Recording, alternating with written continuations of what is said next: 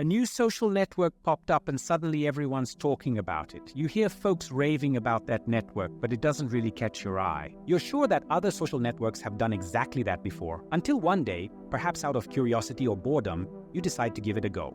You spend the first few minutes trying to figure out what's going on, and how does that thing work? What's the big deal with this new social network everyone's into? Before you know it, hours have flown by and you feel time just vanished.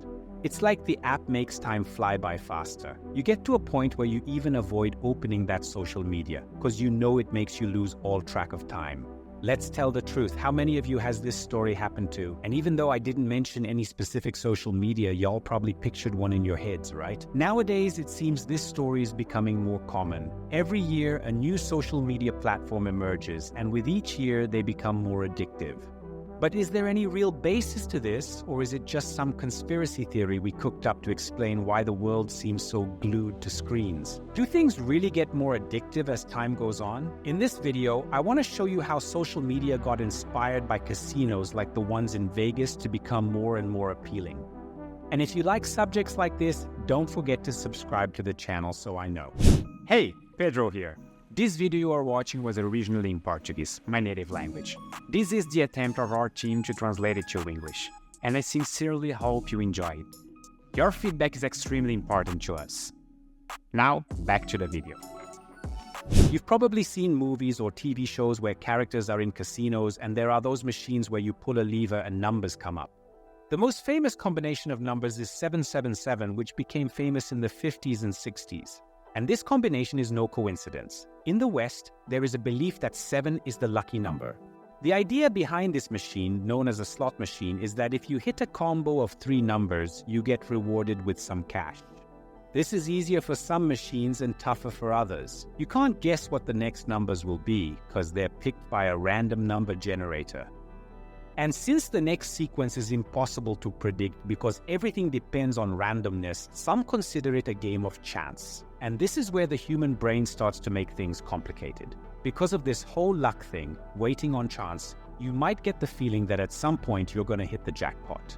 And that feeling can keep you playing the machine over and over again to see if the reward finally arrives. After all, luck might just be on your side. It's almost like your brain is looking for a treat for testing so many times.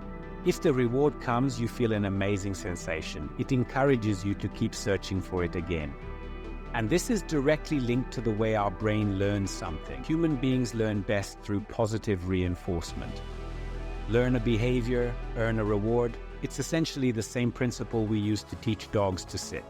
If they sit when told, they get a treat. Or in human terms, it's the treat you give yourself after spending an afternoon studying something new.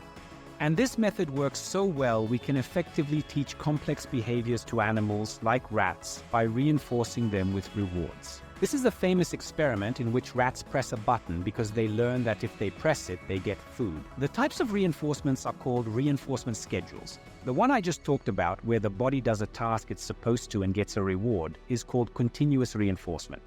However, there is one reinforcement schedule that draws a little more attention precisely because it has more success stories, and that's the partial reinforcement schedule. The partial reinforcement schedule happens when there's not always a reward for when a task is done. One example is a partial reinforcement with fixed intervals where the reward only comes after so many minutes, even if the task is done in less time. Or the reward could essentially be tied to a set number of responses, like after you diligently do the task 10 times, you get a prize. But the main thing we're exploring is a specific reinforcement schedule called a variable ratio reinforcement schedule. And in this case, the reward only comes after a variable number of times the task has been performed. Imagine you were teaching your dog to sit, but you only gave the treat after it had sat down a certain number of times. The idea is that this number varies from reward to reward. One time you give the cookie after it sat down twice, another time you give the cookie after it sat down 50 times.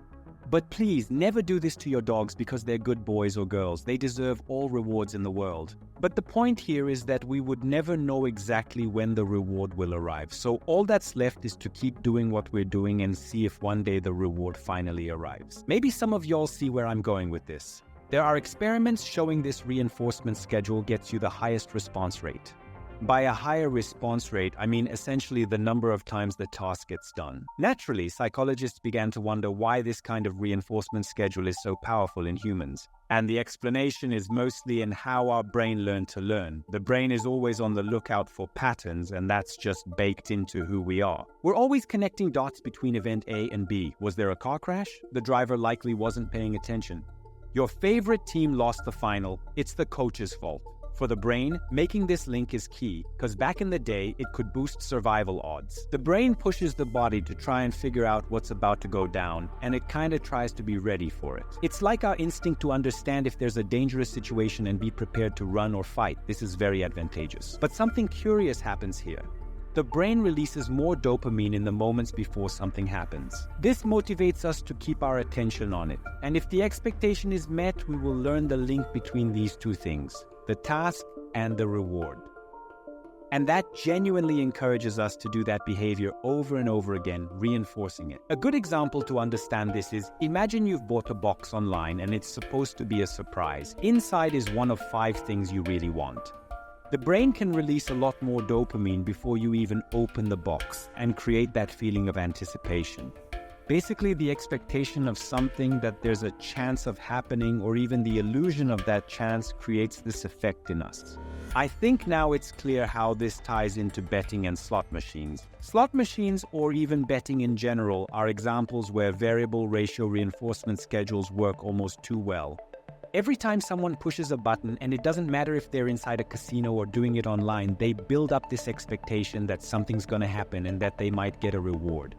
And it gets even worse when the first few times you actually do get a reward. The reward at first just fuels the idea that eventually you're gonna hit the jackpot. And this wave of pleasure and reward when the brain releases dopamine ends up creating this connection of a good feeling with gambling. And that's why it's so hard to let go or give up. Even when you're losing, there's always this hope that next time it'll pan out. When it comes to slot machines and casinos, even the visual and audio stimuli are designed to create that good vibe in the game, making you feel even more like any minute now, it's gonna happen. It's no fluke that the casino ads we see online are usually all flashy, with catchy tunes and the sound of coins dropping.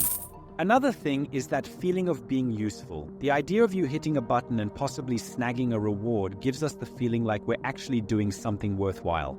It's actually a whole bunch of things, specifically designed to mess with your brain and make you unable to let go. But maybe you're thinking that it's simple to see the cases where there's no real reward and just let go. It's just that your brain rewards you without you knowing. It involves circuits tweaked by dopamine action. That's why it's so difficult to be driven by the logic that it's not going to get you anything when the fight with your own brain creates an illusion that yes, you are going to get a reward, you're going to get rich.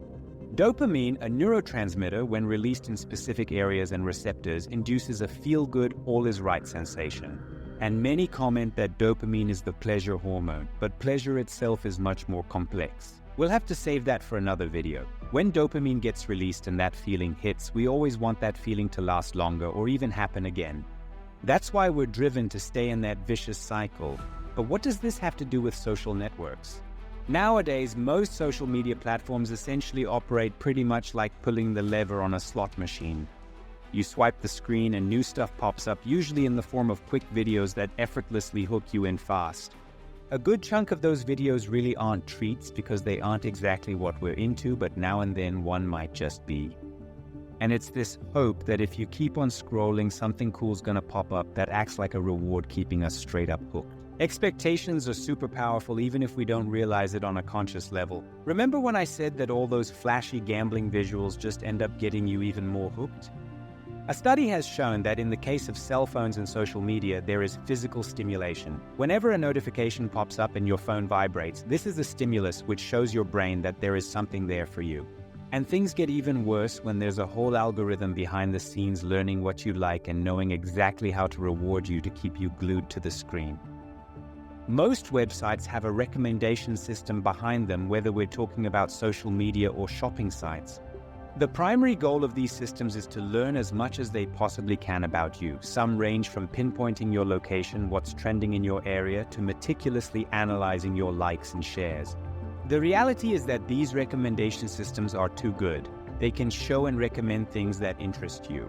This creates a bubble around you and ends up turning into a real cozy bubble because it brings rewards pretty often. But still, most is based on the variable ratio reinforcement schedule, where the reward comes after seeing or interacting with a random number of posts. In 2020, a Netflix doc titled The Social Dilemma gathered both current and former social media leaders to discuss how they impact our lives. Some even talk about how there's a specialized team dedicated to keeping you glued to a network as long as possible. And that goes from the website's colors all the way to the algorithm itself. The main message of the documentary seems to be, how can we escape this situation if everything seems to be working to keep us more and more caught up in the web? This is a key point, but it's also super complicated. The first thing experts recommend is turning off notifications, because that way we won't get the itch to open social media all the time throughout our day. Other steps would be to limit the number of hours we spend in front of a screen, either manually or by setting up apps to do it for us. And others even suggest more drastic measures like deleting everything all at once and living real life. The truth is, the whole internet these days is an insanely complex structure that took years and years of research, both in psychology and computer science. Getting out of these webs, which were designed specifically to create these habits and vicious cycles, is super tough. The human brain didn't evolve to handle so many stimuli and much info in such short time, daily. But where many see the end, there's hope. Nothing's stopping us from picking up healthier habits, like setting clearer, more defined times and boundaries for using apps and social media throughout our day. What I'd truly love for us to take away from this enlightening video, if y'all would kindly do me the honor, is that we're not so different from those little mice that learn to push the button and get a treat. We're doing exactly that all day long, but unlike rats who do it for food, we don't necessarily need a physical reward. The feeling of satisfaction when you finish watching a video will also do. The idea of this video is not to say that the internet has failed and that we should live off the grid. The idea is that by getting a better grip on human nature, we can make smarter choices for our everyday lives. And maybe we could even break the vicious cycle that effectively turned millions of folks into dopamine junkies simply living for the next truly satisfying video. Thanks a bunch and see you next time.